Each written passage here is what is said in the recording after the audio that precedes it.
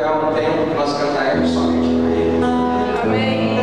Não cantaremos mais com a nossa alma, mas cantaremos olhando, mirando e contemplando Ele que é digno, Ele que é merecedor do nosso louvor, da nossa adoração, da nossa entrega.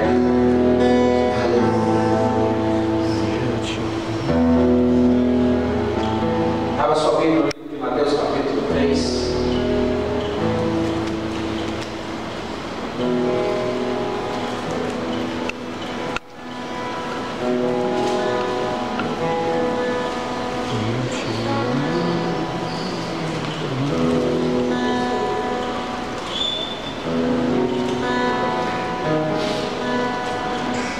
Esse capítulo 3 fala da história de um homem muito conhecido.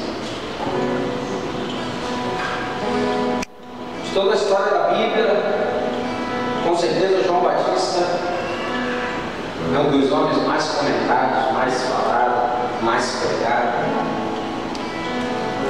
Mas o que tem a ver a história de João Batista com os nossos dias? Eu acredito que tem muita coisa que nós precisamos resgatar dos dias desse profeta chamado João. Eu queria compartilhar com vocês hoje um tema que se chama culto de lábios.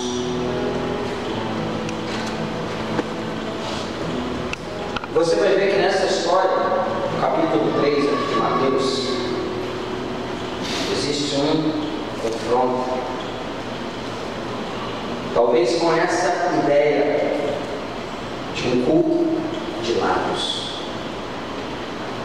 Versículo 1 diz assim: E naqueles dias apareceu João Batista pregando no deserto da Judéia e dizendo: Arrependei-vos, porque é chegado o reino dos céus. Porque este é o anunciado pelo profeta Isaías, que disse: Voz do que clama no deserto, preparai o caminho do Senhor, endireitai as suas veredas. E este João tinha a sua veste de pelos de camelo e um cinto de couro em torno dos seus lombos, e alimentava-se de gafanhotos e de mel silvestre. Então ia ter com ele Jerusalém e toda a Judéia e toda a província adjacente ao Jordão, e eram por eles batizados no rio Jordão, confessando os seus pecados. E vendo ele muitos dos fariseus e dos saduceus que vinham ao seu batismo, dizia-lhes: Raça de víboras, quem vos ensinou a fugir da ira futura? Produzir, pois, frutos dignos de arrependimento. E não presumai de vós mesmos, dizendo: Temos por pai Abraão. Porque eu vos digo que mesmo destas pedras Deus pode suscitar filhos a nós. E também agora está posto o machado à raiz das árvores. Toda árvore, pois, que não produz bom fruto, é cortada e lançada no fogo. E eu, em verdade, vos batizo com água para o arrependimento, mas aquele que vem após mim é mais poderoso do que eu. Não sou digno de levar as suas sandálias. Ele vos batizará com o Espírito Santo e com fogo. E em sua mão tem a pá, e limpará a sua eira, e recolherá no celeiro o seu trigo, e queimará a palha com fogo que nunca se apagará.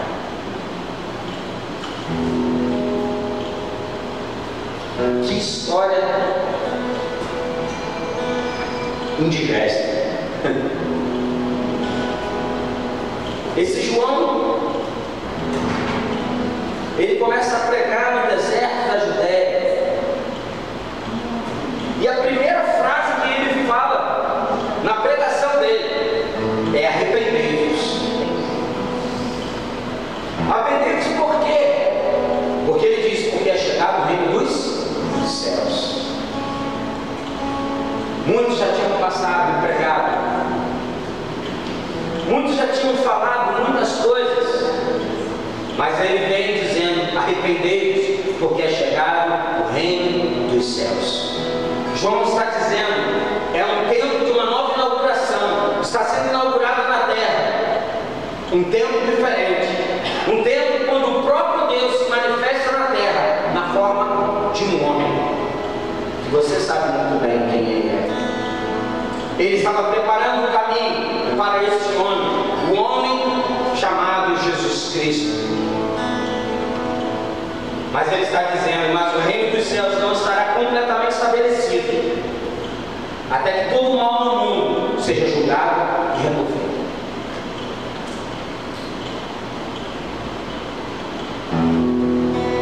Que discurso é esse? Ele está dizendo: Jesus vai vir.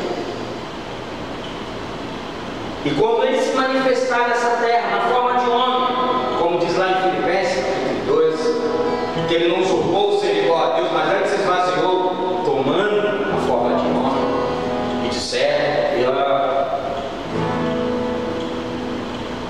Mas esse reino dos céus, ele não estará completamente estabelecido aqui na terra, até que todo o mal no mundo seja julgado e removido. Logo no versículo 3, porque ele diz assim: porque esse é o anunciado pelo profeta Isaías, que diz: vós que clamam no deserto, preparai o caminho do Senhor, endireitai as suas veredas. É verdade ou não é verdade que precisamos resgatar o chamado profético de João para dizer: é tempo de preparar o caminho do Senhor. Não vai entrar de qualquer forma, não vai entrar de qualquer jeito, não vai ter um jeitinho brasileiro, não vai ter um jeitinho carioca.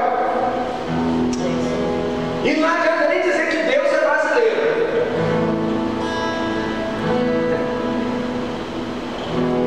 Mas esse cara, esse tal de João, no versículo 4 diz que ele é esquisito. Ele se veste de pele de camelo, ele tem um cinto, né, de couro em torno dos seus lombos, e ele se alimentava de gafanhotos e mel silvestre. Talvez até pelo jeito ele era desprezado. Mas lá no livro de Isaías já dizia a respeito dele. E esse homem era uma voz profética para os dias que viriam. E eu pergunto a vocês: cadê a voz da igreja? Cadê a voz dos profetas da igreja para dizer: não serve assim, não dá para entrar assim, não vai ser desse jeito? Irmãos,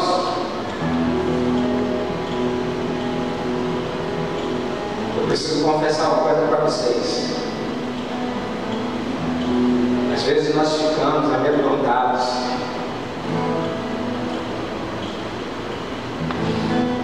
mas eu vou dizer uma coisa para você: ai de nós, se nós tentarmos fazer um caminho que seja ajustável a você. Eu e você vamos pagar uma cruz.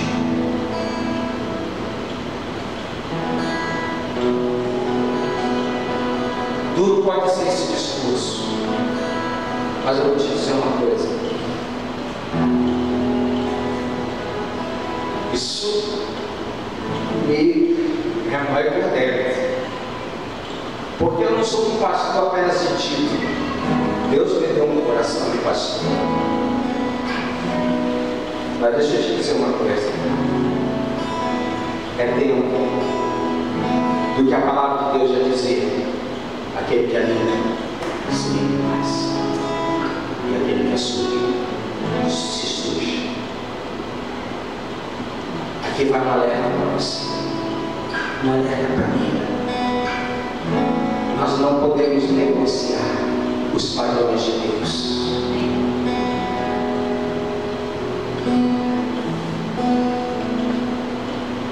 Você e eu não permaneceremos, como disse o Sansão no ano passado, na presença de qualquer jeito. Davi percebeu: a arca não pode entrar na minha casa.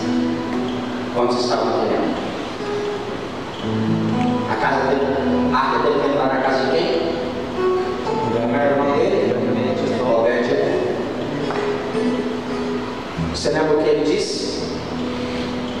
Existiam muitos utensílios no palácio do rei para competir com a presença de Deus. Quando a arca entrou, provavelmente fez uma bagunça na casa de Obed-Edom. Não era uma caixinha de 20 centímetros, 50 centímetros. Uma arca era levada por em torno de 6 homens, se não me engano, com varais. Provavelmente quando entrou na casa, como ele disse, bem figuradamente, tira isso daqui e põe para lá, porque essa arca entrar, assim Deus está fazendo. Agora, preparar o caminho do Senhor e tornar direitas as suas estradas. Nós precisamos ser uma voz que alinha o caminho. Nós não podemos ser uma voz que diz, não, tudo bem, de qualquer jeito, todos os caminhos levam a Deus. Você já ouviu essa frase? Você acha que ela está certa? Não. Pior que está. Sabe por quê? Porque todos vão ter que comparecer na presença dele. Mas escute, existe um caminho para comparecer na presença dele, justificado, que você já sabe, João 14, versículo 6. Jesus disse, eu sou o caminho, a verdade e a vida. Ninguém que vem ao Pai, o Pai somos.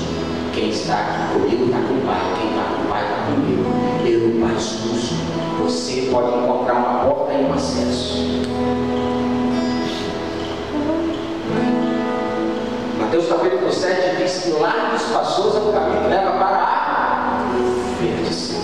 Mais estreito é o caminho que conduz para a vida. Deixa eu te dizer uma coisa, irmãos. Nós até podemos, mas nós não queremos. E eu espero, não de uma maneira emocional, mas de uma maneira consciente, de que você deseja caminhar no caminho estreito conosco, porque Deus está nos levando a um caminho estreito, não tem sido fácil. E quem disse que eu era? Nesse mundo tereis aflição. Tem de bom? Sabe o que significa isso? Diga coragem. Deus precisa estar gritando para mim, Sérgio, coragem, filho.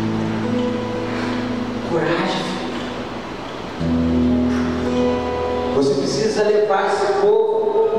Tem um gráficozinho que a gente aprende nos estudos de liderança. Quero levar o povo do A para o B. É um grande desafio. Arrancar as pessoas do A para o B. Porque o A, às vezes, é confortável. O A é misturado. O A tá bom assim.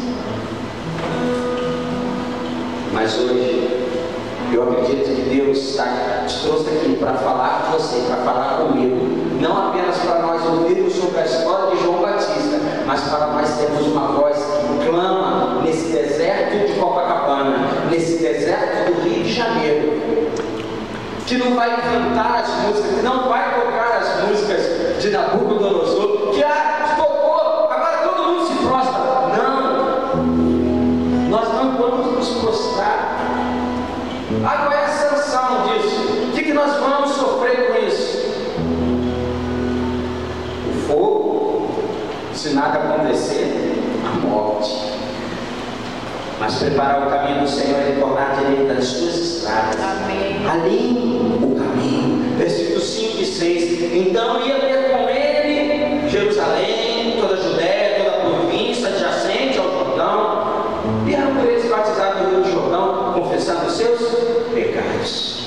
Você vai ver que os habitantes de todas as regiões, Jerusalém, Judéia, do Vale do Jordão, iam ter com João e confessavam os seus pecados e eram batizados.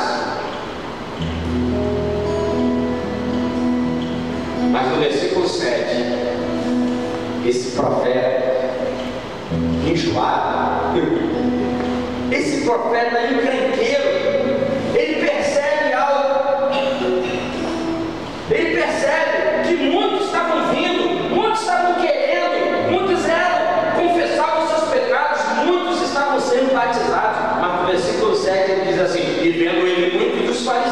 dos saduceus, que vinham ao seu batismo, dizia-lhes: raça de víboras, quem vos ensinou a fugir da ira futura?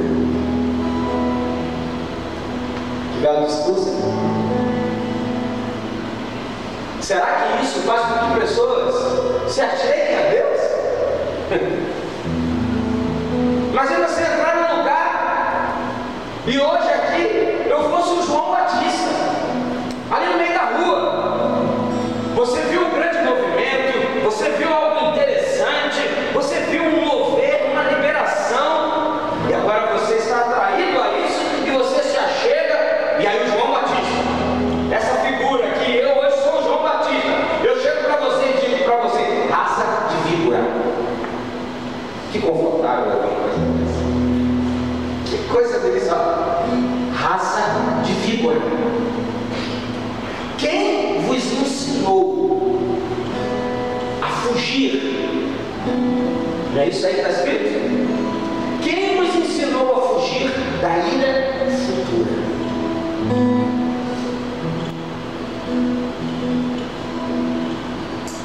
Em outras palavras, João está dizendo: quem vos disse que podem escapar do castigo que se aproxima? Quem vos disse que dá para ser do seu jeito? E aí no versículo 8 ele diz: produzi, pois, frutos dignos de quê? Arrependimento. João está dizendo: mostrem pelo fruto das vossas ações que verdadeiramente estão arrependidos. Nós temos vivido um evangelho, irmãos, que é tipo assim: alguém que confessa agora a Jesus, todo mundo é crente. Sem dúvida nenhuma. A Bíblia diz até o diabo é, não tem. Qualquer jogador de futebol agora que levanta a mão para o céu e agradece a Deus é um bom modelo de crente. Um monte de artista vai lá na minha igreja. Sabe quem está lá na minha igreja? O artista tal, o artista ciclano, aquele músico tal, sabe? Sabe o quê? Olha o que o João está dizendo para esses homens: raça de víboras, quem vos ensinou a fugir da ira futura? Produzir, pois, frutos dignos de arrependimento. Quem vos disse que vocês podem escapar do castigo que se aproxima? Quem é que diz que pode ser do jeito que vocês estão dizendo que deve ser ou pode ser? Mostre pelo fruto das vossas ações que estão verdadeiramente arrependidos. Mateus diz que uma árvore você conhece pelos frutos que ela ou produz.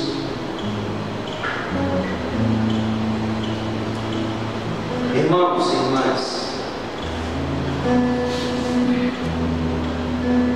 no versículo 9 ele diz assim: e não presumais de vós mesmos, dizendo: temos por pai Abraão.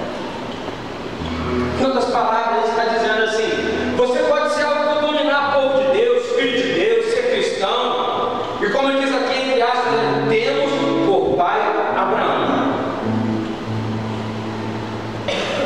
Não há nenhuma utilidade na vida cristã se nós não vivemos de uma forma compatível com o que Deus pensa, com o que Deus age. Sim ou não? É verdade? Esse é um discurso que a alma não levanta muito. Não dá nem para dar um glória muito forte, porque todos nós estamos sendo espremidos, todos nós estamos sendo, nessa hora, avaliados. Sabe por quê? Pela nossa própria consciência. É verdade. E a Bíblia diz: se a nossa consciência não nos acusa diante de Deus, sejam o quê? Livres. Agora, eu estou dizendo que vocês são raça de víboras, irmãos. Estou? Não estou. Aqui João estava dizendo para essa classe de pessoas, desses fariseus, desses saduceus, desses homens estudiosos, desses homens conhecedores da lei. Mas ele diz: produz, pois, frutos dignos de arrependimento. Que esses frutos sejam os frutos das ações que estão verdadeiramente arrependidas.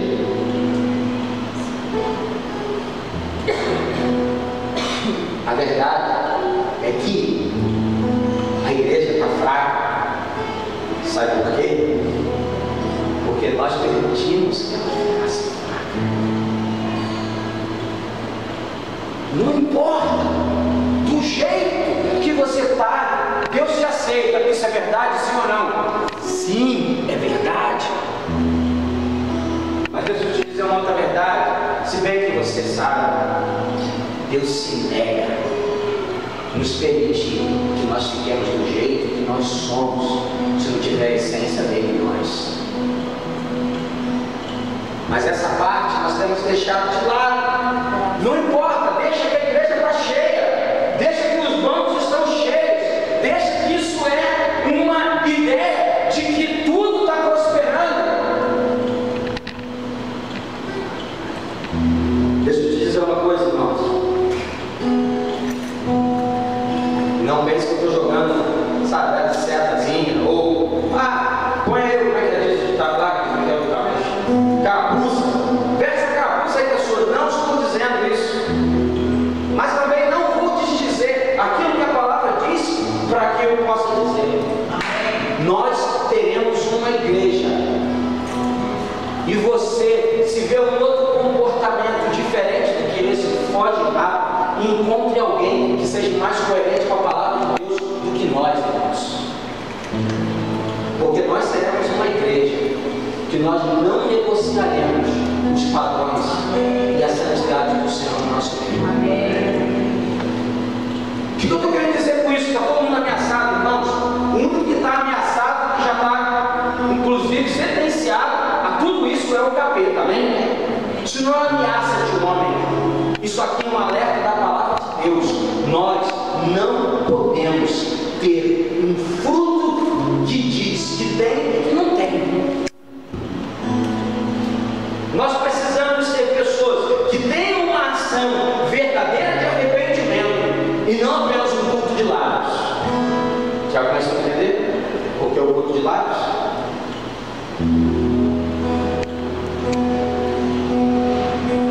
Sou filho de Deus, sou cristão. Eles também disseram: Deus por pai Abraão.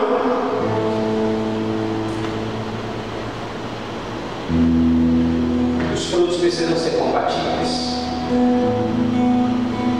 Eu já falei isso em uma outra ministração.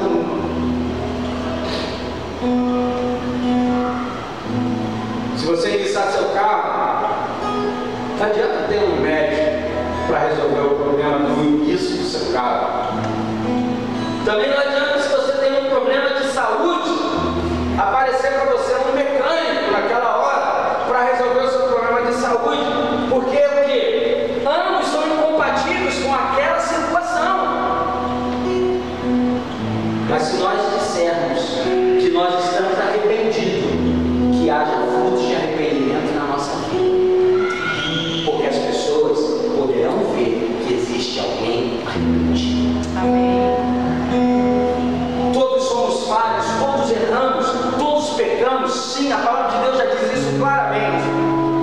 Mas também é importante, se faz necessário, que exista um fruto compatível na nossa vida cristã. Logo se segue o versículo 10. E também agora está posto o machado, que a raiz do que, irmãos? Olha aí. O que está escrito? Das árvores.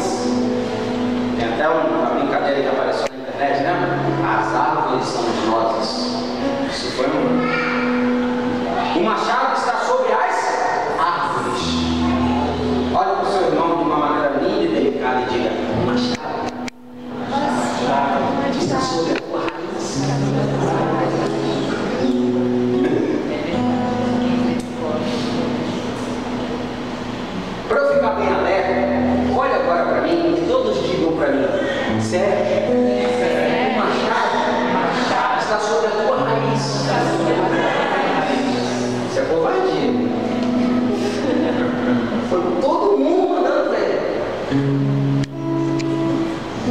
Mas o machado já está na raiz. Pode parecer que não, mas o machado já está na raiz. Raiz fala de um nascedouro, fala de uma resolução. Por isso que a machado já está na raiz. Deus está trabalhando num tempo conosco, como igreja, a igreja do Senhor Jesus, que Ele não vai estar trabalhando mais só os sintomas, Ele vai querer entrar lá na raiz, lá na causa. Eu quero saber por que você não me serve. Ah, eu não te sirvo, Senhor. Por quê? O machado já está aí. Está aí.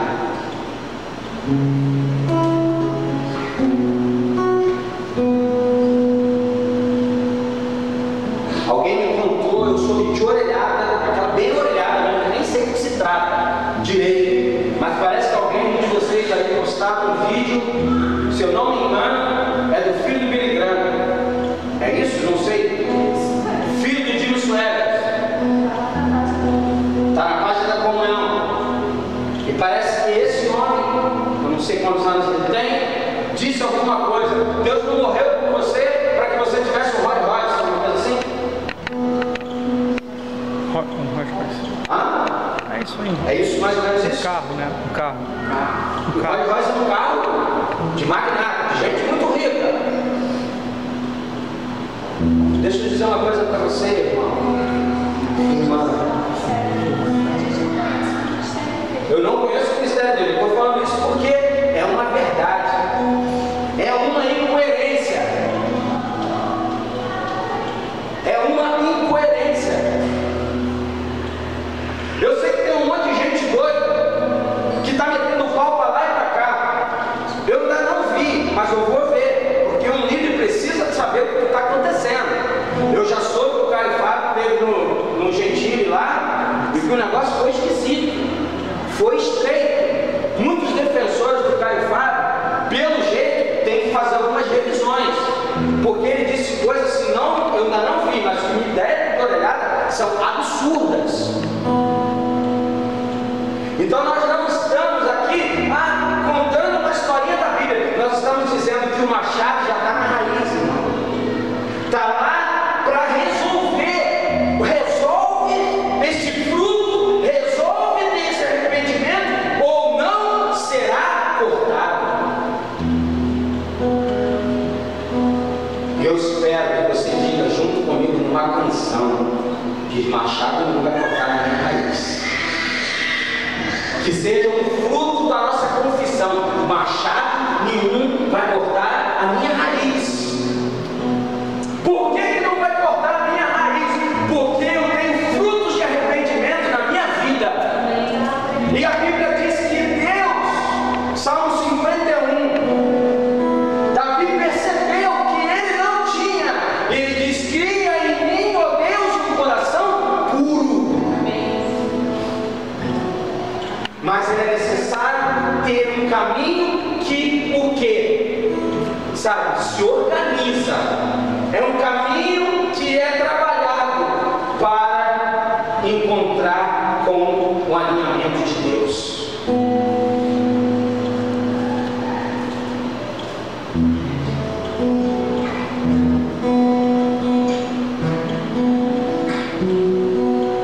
É necessário uma vida de frutos compatíveis na vida cristã. Versículo 11 fala do batismo. O batismo é um sinal de arrependimento. Todo homem, durante tanto tempo na igreja, talvez se fazia um critério assim: só pode ser salvo alguém que se batiza. Mas às vezes esqueceu de se avaliar o nível do arrependimento das pessoas. E aí às vezes é importante você sentar, você conversar, você ensinar assim. Porque as pessoas hoje fazem confissão com a boca, mas com o coração estão dizendo: eu não me dou, eu não vou me abaixar.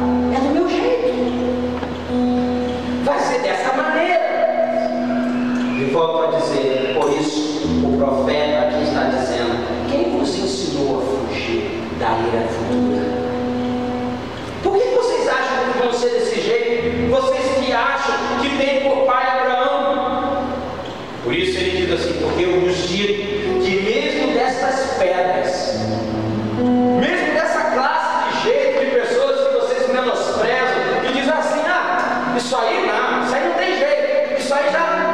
Quando um homem encontra com a presença de Deus e se arrepende, há transformação do sangue. Amém? Por isso você está aqui, por isso eu estou aqui, porque eu encontrei com a presença de Deus. Ele me deu a oportunidade de uma restauração, de uma mudança. E é por isso que hoje o machado está lá no cara para dizer: e aí, Sérgio, que frutos tem na sua vida? Porque se autodenominar cristão com frutos, sabe lá de quê?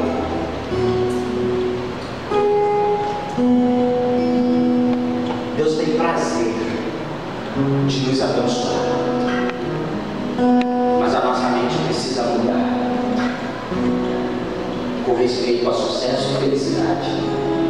Porque esse cara se vestia de pele de camelo, um cinto de couro no ombro, comia gafanhoto e mel silvestre e era alguém realizado.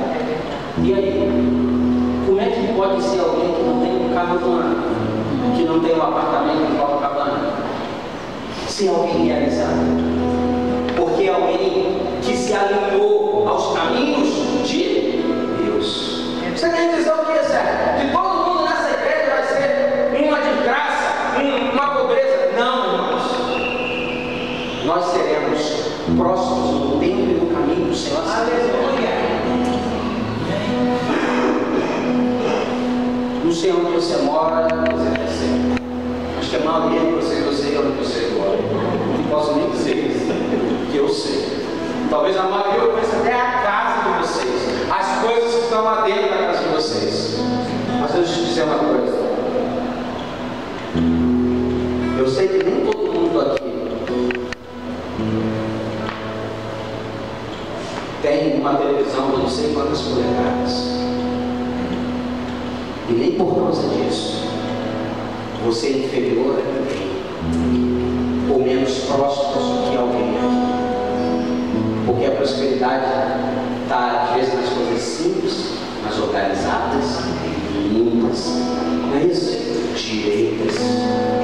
Nós precisamos voltar para isso, irmãos. E por isso aqui o alerta é para a igreja.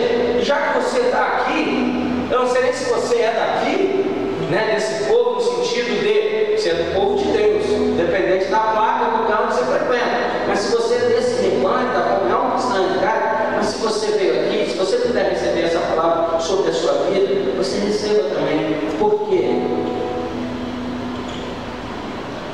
O batismo não era sinal de arrependimento, mas logo se seguia. Um se chama Jesus, que batizava com o Espírito Santo e com fogo. Quantos são batizados aqui com o Espírito Santo? Eu não sei se você já recebeu o batismo de fogo, mas você precisa de um batismo de fogo para esses dias. Estou falando sério. E não é o fogo de novo, entendeu? De lá, glória. Pode até acontecer, mas esse fogo não é para isso não. Esse fogo é para preparar a igreja de Jesus para esses tempos. E é inegável. A gente tem que ser muito burro para entender que nós não vivemos dias comuns. Ou até pode aparentar para muitos, como foram os dias de Noé. Comiam, bebiam, davam-se em casamento, mas de repente. Por isso, eu e você precisamos de um batismo não só do Espírito Santo, precisamos de um batismo de fogo, porque o fogo prova todas as coisas. É tempo da prova do fogo na igreja. Não é para o mundo. O único vai ter a hora dele. É tempo da prova do fogo dentro da igreja. Sabe onde está a igreja? Onde está a igreja?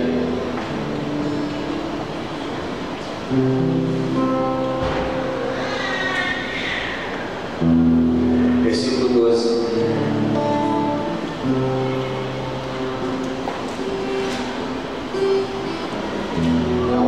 Ele é poderoso, mais do que eu não sou digno de lavar a sua cidade, de levar a sua cidade. Eles vão batizar o Espírito Santo com fogo. E em sua mão tem a pá. Ele limpará o quê? A sua eira. Recolherá no celeiro o seu trigo e queimará a palha com fogo que nunca se apagará. Você lembra que a Bíblia diz que vai existir um lugar que vai arder constantemente? Existe um tempo de separação do trigo e da palha. Grão é a parte útil da planta, é o fruto, e a palha é a parte externa e inútil. O fogo vai vir. Na verdade, o fogo já tem vindo. Graças a Deus. E ele está lambendo toda a parte externa e inútil da nossa vida. Amém. E ele está separando, olha o que a Bíblia diz, na sua mão tem a pá. Ele limpará a sua eira. Deus tem limpado o seu corpo. Deus tem limpado a sua casa e Ele vai recolher no celeiro o seu trigo, porém Ele vai queimar a palha com fogo que nunca se apagará. O pecado muitas vezes cometidos repetidamente por alguém que nunca se arrepende é um convite ao desastre.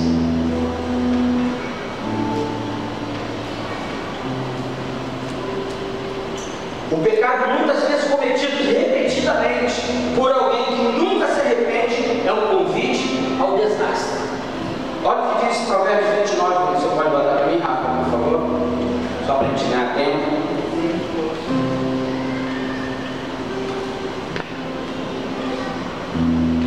Se alguém quiser ler, ele pode ir lendo, se estiver mais rápido aí, enquanto ela está achando, a gente olha lá para lá também. Provérbios 29, 1, versículo bastante conhecido.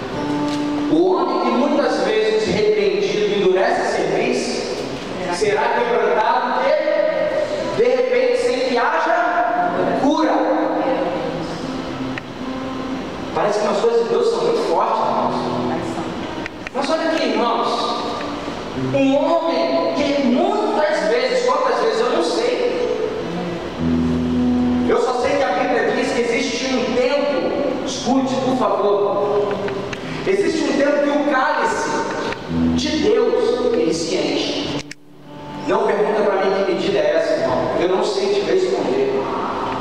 Eu só sei que eu já vi, você também já viu, que algumas pessoas foram repreendidas, muitas pessoas foram chamadas a atenção, foram exortadas, porque a exortação não é botar alguém para baixo, é botar alguém para cima, é arrancá-la de lá, é tirá-la de lá.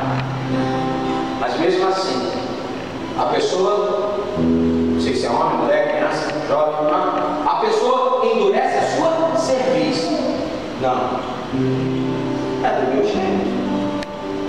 Eu não vou para esse caminho. Se Deus quiser, eu sei que Ele é bom, Deus pode vir ao meu encontro. Existe um tempo que esse cálice se enche. Eu não sei que tempo é esse, que hora é essa, eu só sei que, como a misericórdia de Deus se apresenta, muitas vezes o juízo de Deus também se apresenta repentinamente. E a Bíblia diz que horrenda coisa cai na mão de Deus vivo. Davi uma vez fez essa oração. Você prefere cair na mão de quem? Ele fala, passa de Deus, porque Ele ainda pode ter misericórdia de mim. Mas se eu cair na mão dos homens, então é tempo de a gente, sabe, quantas repreensões. Ah, não, eu sou cristão, mas não existe fruto de arrependimento na nossa vida. Por que tanta dureza? Por que tanta? Porque não existe alguém que se dobra e que reconhece, tá bom, Senhor? Ok, Senhor. Eu sei que eu não vou conseguir fugir do Senhor. Eu sei que eu não vou conseguir dar o meu jeito. Eu preciso, endireitar o meu caminho. Sim, você precisa endireitar o seu caminho. Eu preciso endireitar o meu caminho. 2 Crônicas 33, 36, 16. 2 Crônicas 36, 16.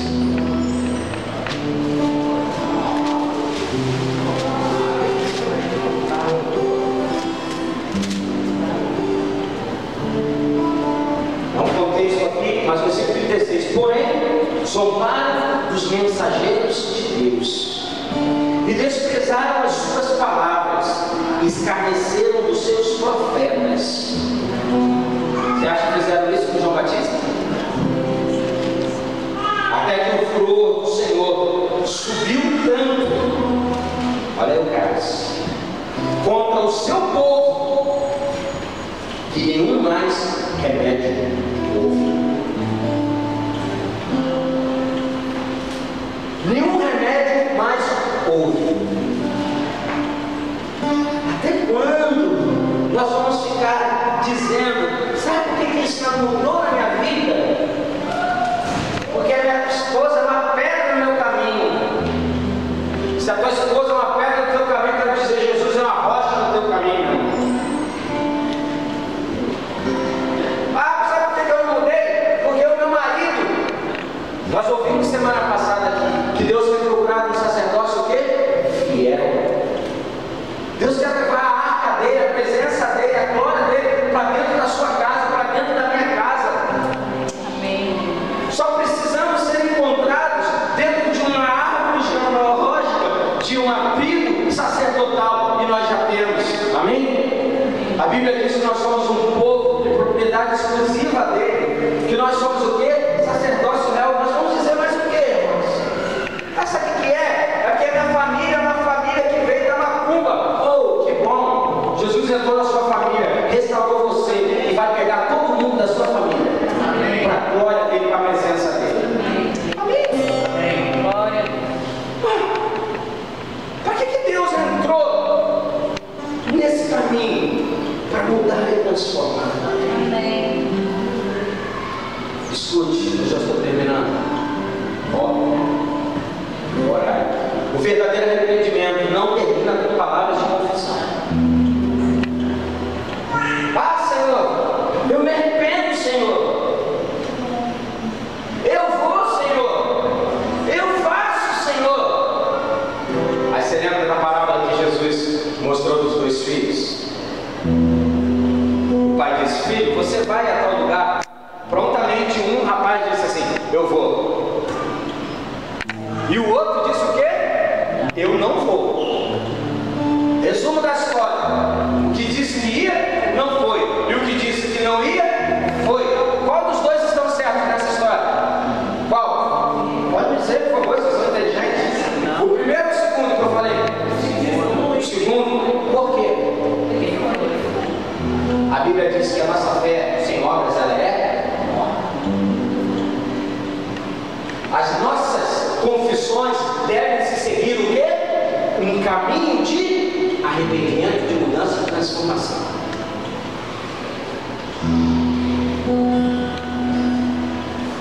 E por que não mudamos? E por que não temos sido transformados? Porque nós não temos tido uma atitude que tem um comportamento transformado. Por isso, o verdadeiro arrependimento não termina com palavras de confissão. Isso seria um mero culto de lábios.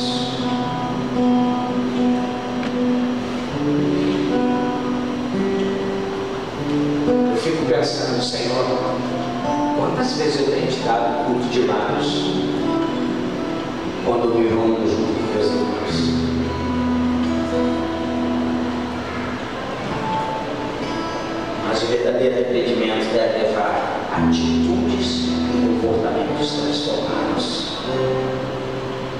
Eu e você sabemos que Deus cumpre todas as suas promessas. Quantos podem dizer amém? Amém.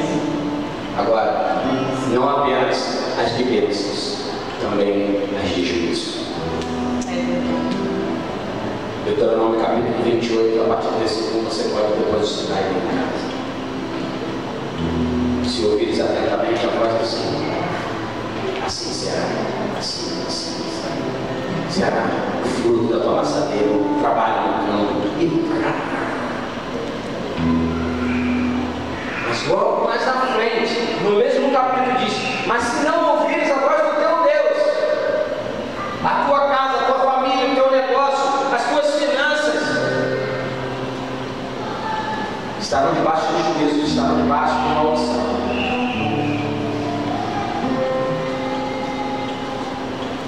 Eu queria terminar Josué capítulo 1, versículo 5 a 9. Abra, por favor, rapidamente Josué.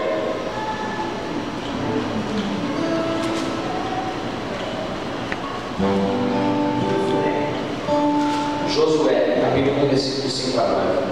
Você sabe muito bem dessa história. Deus pega o jovem aprendiz. Não tem um jovem aprendiz que agora faz, né, um período, eu não sei de quantos anos é. Quantos anos você sabe? O jovem aprendiz trabalhador.